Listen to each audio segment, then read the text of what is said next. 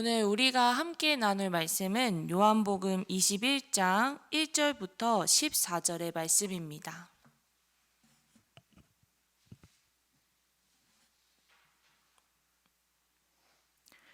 요한복음 21장 1절부터 14절의 말씀입니다.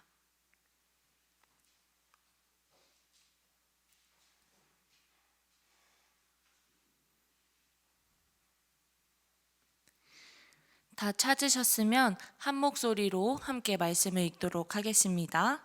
시작. 그 후에 예수께서 디베라 호수에서 또 제자들에게 자기를 나타내셨으니 나타내신 일은 이러하니라. 시몬 베드로와 디두모라 하는 도마와 갈릴리 가나 사람 나다니엘과 세베대의 아들들과 또 다른 제자들이 함께 있더니 시몬 베드로가 나는 물고기 잡으러 가노라 하니 그들이 우리도 함께 가겠다 하고 나가서 배에 올랐으나 그날 밤에 아무것도 잡지 못하였더니 날이 새어갈 때에 예수께서 바닷가에 서셨으나 제자들이 예수인지를 알지 못하셨는지라. 예수께서 이르시되 얘들아 너희에게 고기가 있느냐 대답하되 없나이다.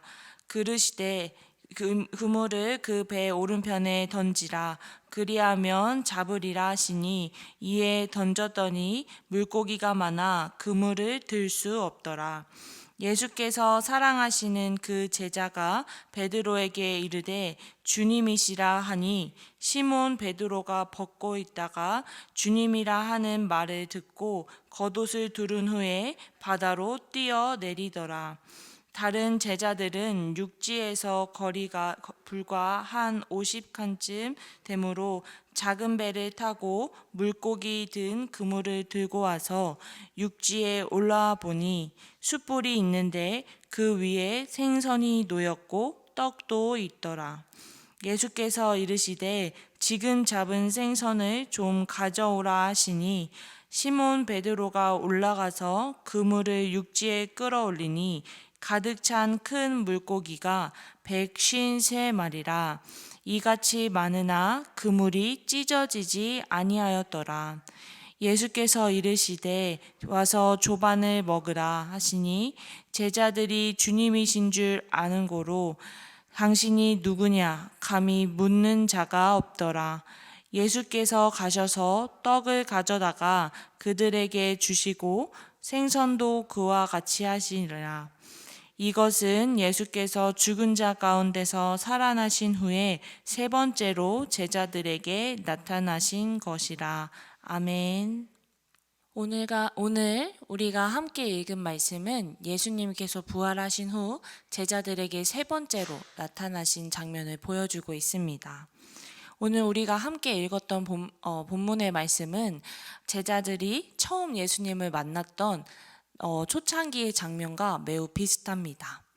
예수님께서 제자들을 부르시기 위해서 베드로의 배를 빌려 타시고 그 후에 베드로에게 다시 바닷가로 나아가서 그물을 던지라고 말씀하셨던, 그리고 베드로와 다른 제자들이 정말로 많은 고기를 걷어들여 예수님의 제자가 되기로 모든 것을 버리고 예수님을 따라갔었던 장면과 매우 비슷합니다.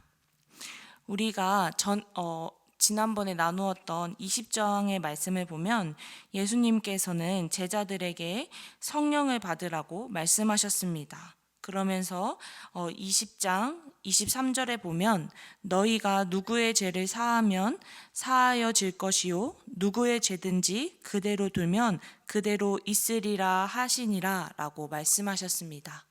이렇게 주님께 큰 은혜를 받았던 제자들은 아직까지 영적으로 깨어있지 못하고 어리숙한 모습을 오늘 본문에서 보여주고 있습니다. 예수님께서 성령을 받으라 라고 말씀하셨던 순간과는 달리 제자들은 오늘 본문 앞절에 보면 다시 갈릴리 바닷가로 돌아가는 모습을 볼 수 있습니다.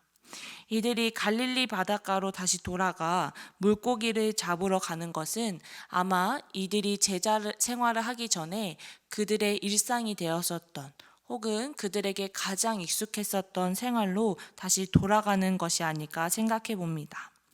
하지만 이들이 예수님이 없이 살아가는 이 삶은 텅 빈 그물과도 같은 공허한 삶을 살아갔을 것입니다. 예수님이 계시지 않았을 때의 제자들의 밤샘 수고는 헛되었었고 빈 그물만을 계속 올릴 뿐이었습니다. 이러한 제자들의 모습은 영적으로 미숙하고 또 어리석은 모습임을 우리가 잘 알 수 있습니다. 예수님을 믿고 또 부활하신 예수님을 만났지만 그 안에 온전한 믿음이 없다면 우리가 아무리 삶을 살아가고 일상 속에서의 나의 일을 하면서 살아간다고 하지만 그 삶은 영양가 없이 텅 빈 삶일 것입니다. 하지만 제자들은 이러한 영적인 어리숙함을 가지고 있는 제자들을 예수님께서는 끝까지 찾아가시고 끝까지 이들을 사랑해 주셨습니다. 오늘 본문을 통해서 우리는 두 번째로 끝까지 사랑하시는 예수님의 모습을 발견할 수 있습니다.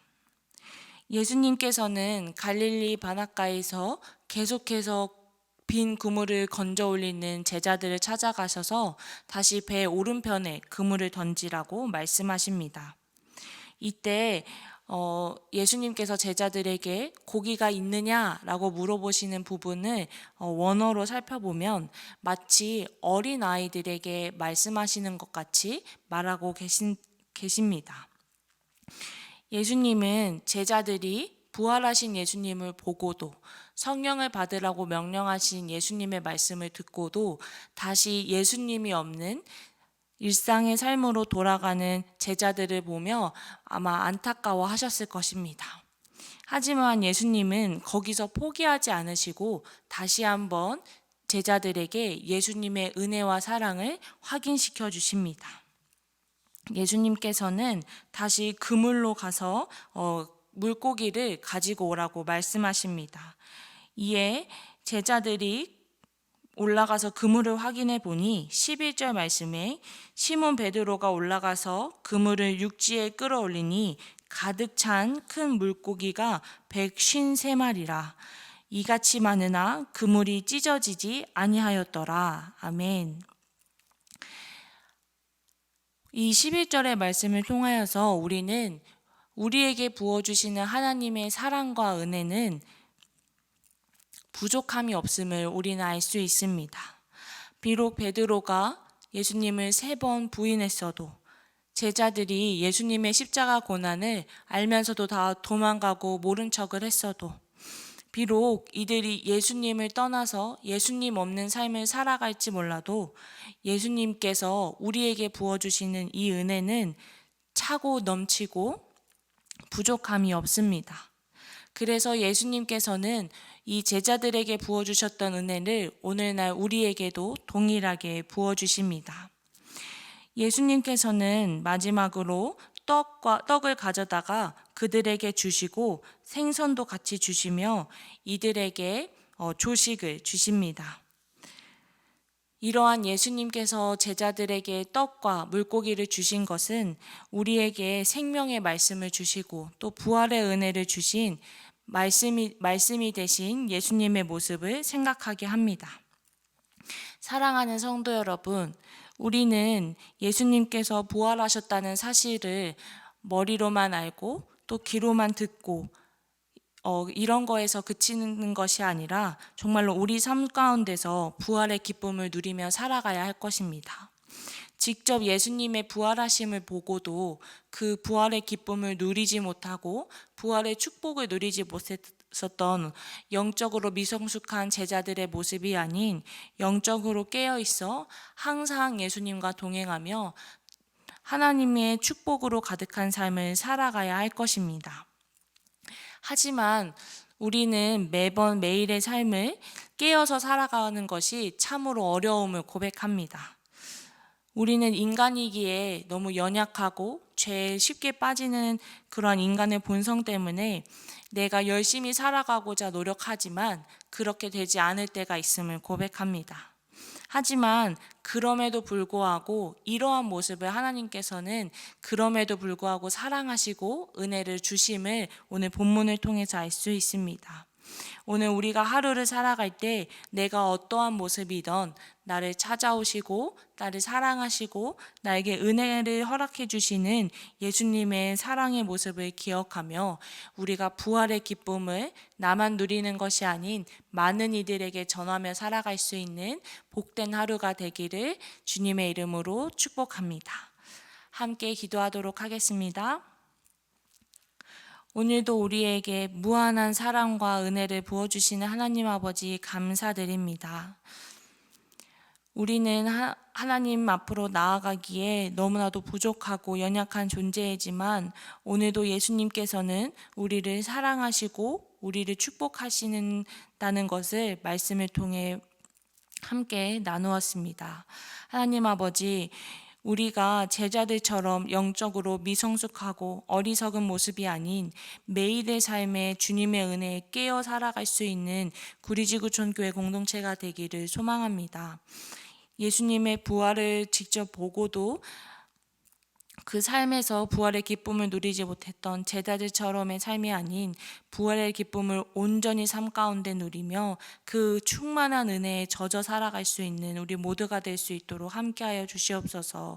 더 나아가 이 부활의 기쁨을 나만 누리는 것이 아니라 많은 이들과 함께 나누기를 소망합니다. 우리의 소망 되시고 또 희망 되신 예수님을 많은 이들에게 전하며 정말로 우리 모든 지체들이 예수님께 소망을 두고 또 부활의 기쁨을 온전히 누리며 살아갈 수 있는 복된 하루가 될 수 있도록 축복하여 주시옵소서. 모든 것을 맡겨드리며 살아계신 예수님의 이름으로 기도했습니다. 아멘.